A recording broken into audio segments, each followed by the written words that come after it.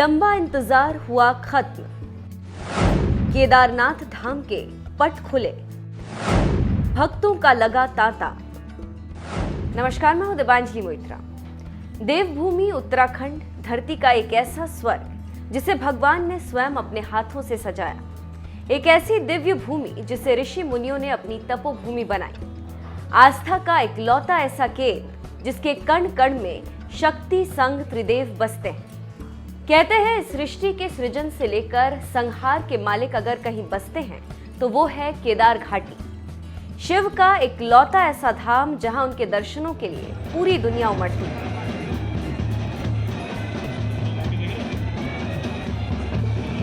आखिरकार एक लंबे इंतजार के बाद जब केदारनाथ मंदिर के कपाट खुले तो बाबा केदार की सिर्फ एक झलक पाने के लिए एक बड़ी संख्या में भक्तों का सैलाब उमड़ पड़ा। 2 साल के कोरोना काल के बाद आज आम श्रद्धालुओं के लिए पहली बार केदारनाथ धाम के पट खुले। आज सुबह वैदिक मंत्रोच्चार के बीच, जिसमें कि राज्य के मुख्यमंत्री पुष्कर सिंह धामी और उनकी पत्नी भी मौजूद थी, तब पारंपरिक विधि विधान के साथ केदारनाथ मंदिर के कपाट खोले गए। सुबह के 5 बजे से वेदपाठी पुजारियों ने मंदिर के कपाट खुलने की पूजा शुरू की। इसके बाद जाकर भक्तों को बाबा के दर्शन करने का सौभाग्य प्राप्त हुआ। गर्भगृह के द्वार की पूजा और भैरवनाथ के साथ ठीक 6:25 पर गर्भगृह के द्वार खुले। पहले निर्वाण दर्शन और फिर भगवान के श्रृंगार दर्शन हुए। इसी के साथ पिछली बार की तरह बाबा केदारनाथ की पहली अभिषेक पूजा पीएम मोदी के ही नाम से हुई। बाबा केदार के जयघोष और बैंड बाजे की धुन के बीच भक्तों की मौजूदगी से चारों तरफ भक्तिमय माहौल हो गया। 15 क्विंटल फूलों से सजा केदारनाथ मंदिर पूरी केदार घाटी में अलग सा ही चमक रहा था। ऊपर से बड़ी तादाद में भक्तों की मौजूदगी से पहले जैसी रौनक भी लौट आई। अब आज से रोज 12,000 भक्त रोजाना बाबा के दर्शन कर सकेंगे। देखा जाए तो हर साल भैया दूज पर केदारनाथ धाम के कपाट 6 माह के लिए बंद हो जाते हैं। इस दौरान मंदिर और उसके आसपास कोई नहीं रहता, लेकिन कहते हैं कि शीतकाल के लिए कपाट बंद होने पर 6 माह तक मंदिर में दीपक नित्य जलता रहता है। जब मंदिर के पुजारियों के द्वारा 6 माह बाद केदारनाथ धाम के कपाट खोले जाते हैं, तब भी वहां अखंड ज्योत जलती हुई मिलती है। साथ ही ऐसा प्रतीत होता है कि कल ही यहाँ किसी ने पूजा की थी। 6 माह तक मंदिर बंद रहने के पश्चात भी ऐसा प्रतीत होता है कि मंदिर की अच्छे से साफ सफाई की गई थी। केदारनाथ धाम के बारे में एक कथा ये भी कहती है कि पांडवों की भक्ति से प्रसन्न होकर यहीं पर भगवान शिव ने उन्हें भ्रातृ हत्या से मुक्त कर दिया था।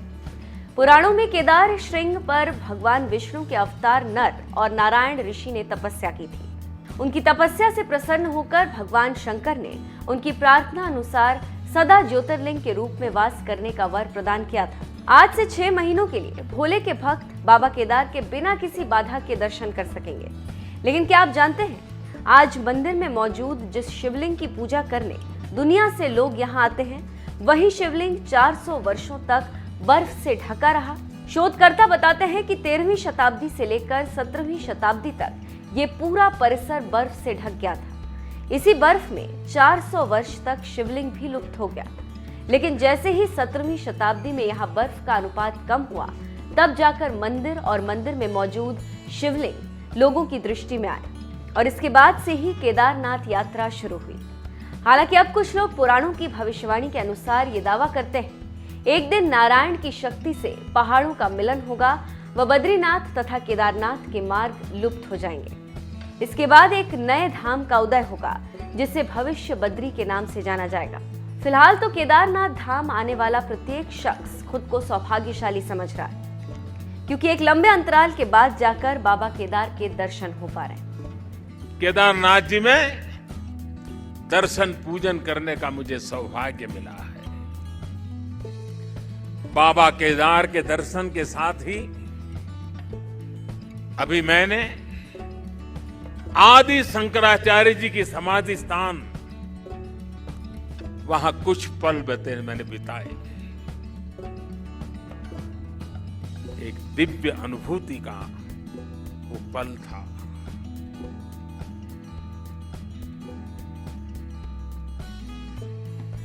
सामने बैठते ही लग रहा था कि आदि शंकर की आंखों से वो तेज पुंज, वो प्रकाश पुंज प्रवाहित हो रहा है जो भव्य भारत का विश्वास जगा रहा है। शंकराचार्य जी की समाधि एक बार फिर और अधिक दिव्य स्वरूप के साथ हम सबके बीच है। इसके साथ ही सरस्वती तट पर घाट का निर्माण भी हो चुका है और मंदाकिनी पर बने पुल से गरुड़ चट्टी उस मार्ग को भी सुगम कर दिया गया है। और गरुड़ चट्टी का तो मेरा विशेष नाता भी रहा है। यहाँ एक दो लोग हैं पुराने जो पहचान जाते हैं। मैंने आपके दर्शन किए, मुझे अच्छा लगा। साधु तो चलता भला, यानी पुराने लोग तो चले गए हैं। कुछ लोग इस स्थान को छोड़ के चले गए, कुछ लोग इस धरा को छोड़ करके चले गए। अब मंदाकिनी के किनारे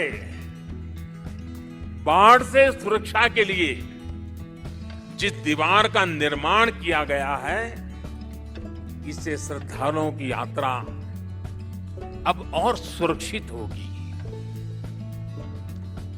तीर्थ पुरोहितों के लिए नए बने आवासों से